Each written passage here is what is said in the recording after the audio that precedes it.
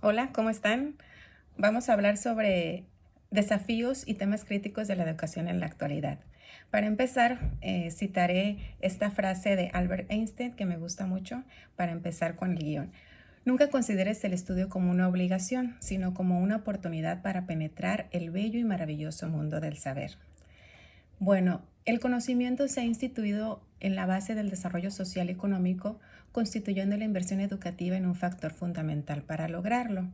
Al tener un país con mayor educación, contarán con ciudadanos capaces de afrontar los retos de participar en una economía cada vez más globalizada y de consolidar su democracia y de avanzar hacia una mayor equidad y participación social.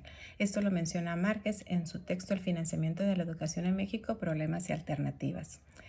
A finales del siglo pasado, a instancias de la UNESCO y de la OCDE, la mayoría de los países del mundo han incorporado la visión de las competencias en sus sistemas educativos.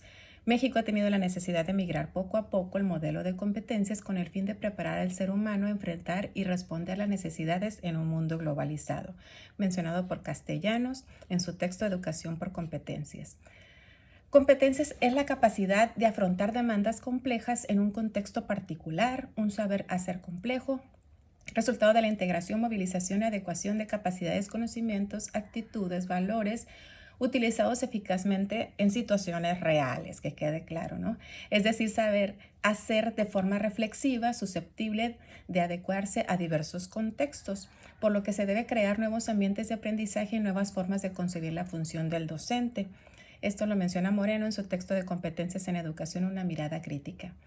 El diseño curricular se inicia con la elaboración de un perfil profesional, que es la descripción de los dominios de competencia referidos al campo de la profesión, considerando las áreas de desempeño, tendencias profesionales e identificando las actividades y problemáticas que debe solucionar el profesional, sin olvidar la filosofía, la misión, visión de la institución educativa. El perfil de egreso representa el compromiso institucional hacia el estudiante y su sociedad y se identifican las siguientes características que deben de estar presentes. Las unidades de competencia, que serían las capacidades que debe desarrollar el estudiante para lograr el perfil profesional.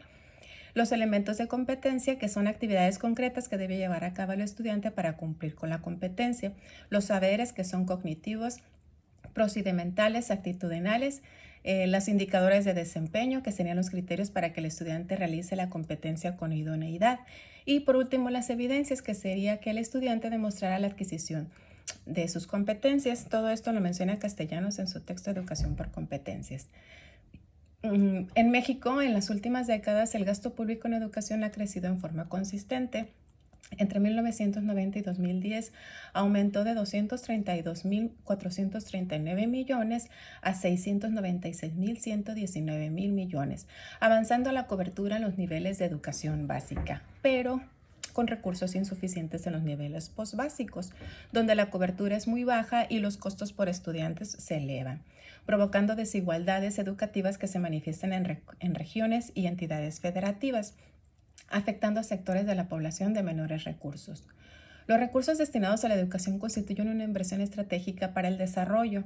En México aún luchamos con los procedimientos de asignación, de distribución y uso de recursos públicos destinados a este rubro. Es bien sabido que la población adulta del país mantiene un perfil bajo educativo, aproximadamente de 8.6 años de escolaridad, por lo que manteniéndonos en esa condición no tendremos la oportunidad de ser competitivos en una economía globalizada y en la sociedad del conocimiento. Mencionado por Márquez en su texto El financiamiento de la educación en México, problemas y alternativas. Bueno, las tecnologías de la información y comunicación pueden ser de gran ayuda, pueden complementar, enriquecer, transformar la educación. La UNESCO comparte los conocimientos respecto a las diversas formas en la que las tecnologías pueden facilitar el acceso universal a la educación, reducir las diferencias en el aprendizaje, apoyar el desarrollo en los docentes, mejorar la calidad, la pertinencia del aprendizaje, reforzar la integración y perfeccionar la gestión y administración en la educación. Hoy en día se sabe el interés de la introducción de las nuevas tecnologías en el sistema educativo, hablando específicamente de la formación de los docentes. Basándose en el establecido por el Ministerio de Educación para la obtención de los títulos de magisterio, los alumnos deben de cursar materias relacionadas con recursos didácticos y nuevas tecnologías. En el caso de pedagogía, también su utilización en distintas aplicaciones didácticas, organizativas y administrativas.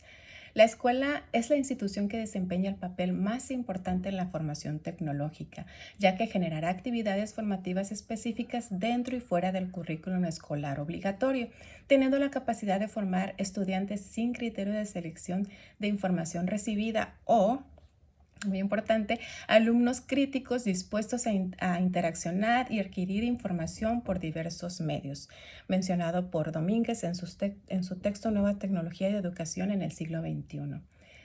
Pero, ¿qué tan factible es que cada escuela del país cuente con TIC a su alcance? De acuerdo con el documento Visión México 2020, la conectividad de las escuelas públicas en México es uno de los obstáculos, ya que al menos el 12% de las primarias y secundarias del país cuentan con una PC que puede ser conectada a Internet. A diferencia, por ejemplo, de Chile, donde la conexión llega hasta el 70%.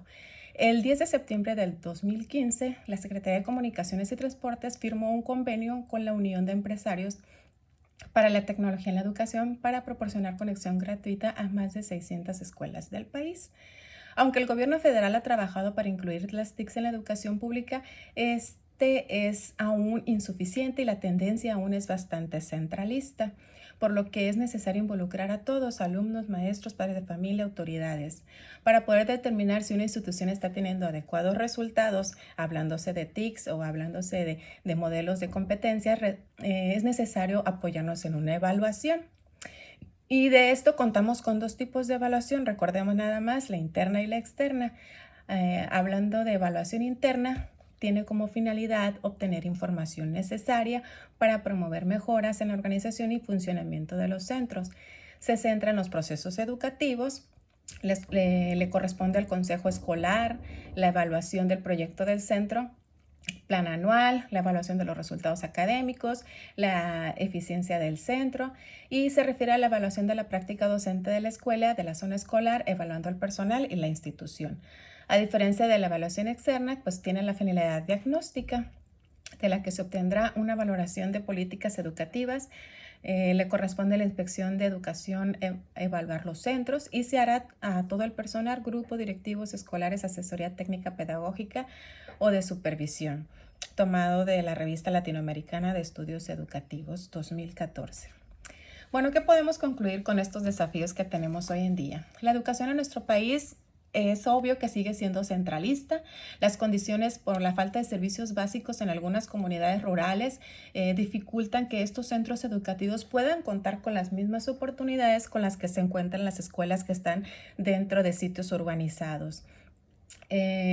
Márquez, en su texto El financiamiento de educación en México, problemas y alternativas, nos menciona que las entidades federativas con menor desarrollo socioeconómico como Chiapas, Guerrero, Oaxaca, tienen los niveles más altos de analfabetismo, los más bajos en cobertura educativa y también tienen las tasas más bajas de eficiencia terminal y las más altas en abandono escolar.